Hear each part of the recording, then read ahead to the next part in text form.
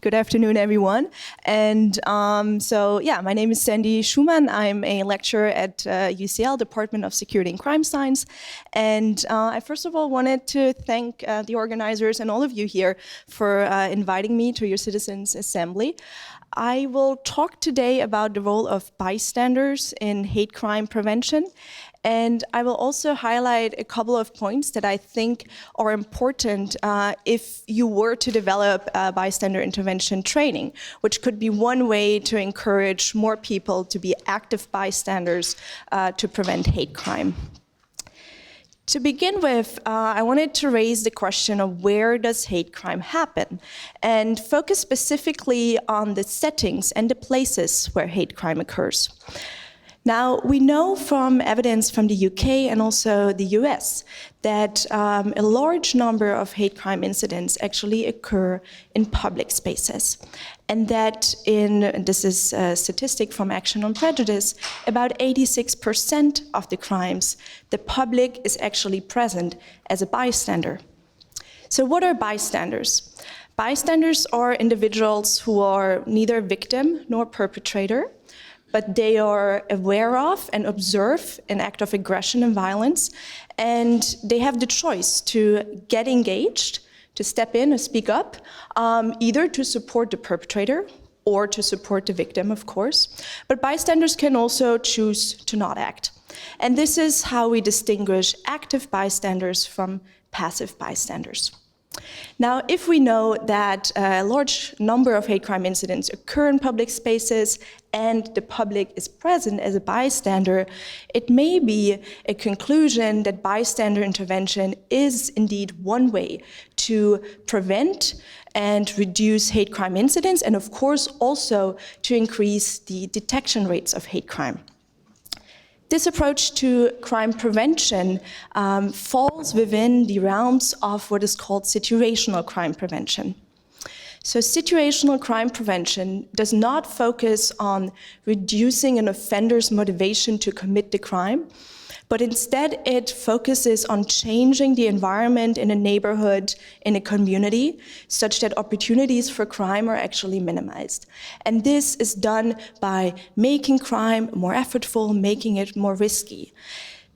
Within this context of situational crime prevention, a theory that's called routine activity theory tells us that crime happens if motivated offenders have access to potential victims, but also if there are no capable guardians who can actually intervene, step in, and speak up. Now, these capable guardians are, of course, security services, law enforcement, also through means of CCTV cameras, of course. But capable guardians can also be citizens. Every one of us has the potential to step in and prevent a hate crime from occurring.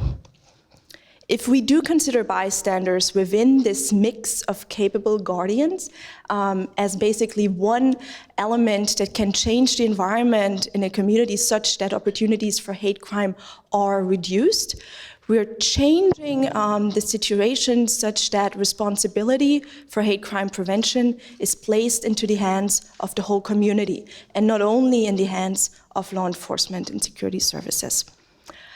While this may sound quite promising and hopeful, the underlying assumption of bystander intervention as a way to prevent hate crime is, of course, that people are actually willing to intervene, that people are actually willing to be active bystanders.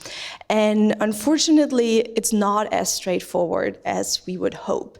And there are a number of reasons and many factors why people may choose to not be an active bystander. The literature on that topic is very elaborate, and I don't have any time to really dive into the details. So I decided to focus on one model, and then as I move around the tables, I'm able to explain some other points as well if you're interested, yeah? So what I decided to share with you today is it's called the bystander decision-making model, and it's basically a sequential decision-making model that highlights 4 factors that may reduce someone's willingness to intervene in a hate crime. The first point is that if someone doesn't notice the incident, they won't act. That's pretty straightforward, right? But even if someone is aware of and notices an act of aggression, verbal harassment, etc., if they do not perceive that to be a problem, if they don't think that it's dangerous for the victim or that it's risky for the victim, they will not intervene. Even if people consider an incident to be dangerous, if they do not believe that they are actually responsible to act, if they don't think that they are the one who should do something about it, they also won't intervene. And finally, even if our potential bystander has this sense of responsibility and feels like it's my role to do something about it, if you do not have a feeling of, well, I have the skills, I'm actually capable to act in a way that is meaningful, but also to act in a way that I myself am safe, yeah? That my own safety is not at risk, people will not intervene. In addition to these 4 factors, so noticing the incident, perceiving it as a problem, feeling responsible, and having the skills to actually act, there are a number of additional factors. And again, I will focus only on 2, which I think are particularly pertinent when we speak about hate crime. And both of these factors actually tap into the, let's say, box of feeling responsible. So in other words, when do people feel especially like they are not responsible to act in a hate crime? One scenario is that where there are actually multiple bystanders. So if it's an incident that occurs on a really busy street corner where lots of people around, lots of people walking past, you may observe the incident, but you also see that lots of other people observe it, you will be less willing to intervene. And this is called the bystander effect. It's a really well-established phenomenon in the literature. And we know that this bystander effect is in particular pronounced if in hate crime incident is somewhat ambiguous. If it's not clear whether it's really a risky situation, if it's perhaps quote unquote only a verbal attack, yeah, then the bystander effect is pronounced.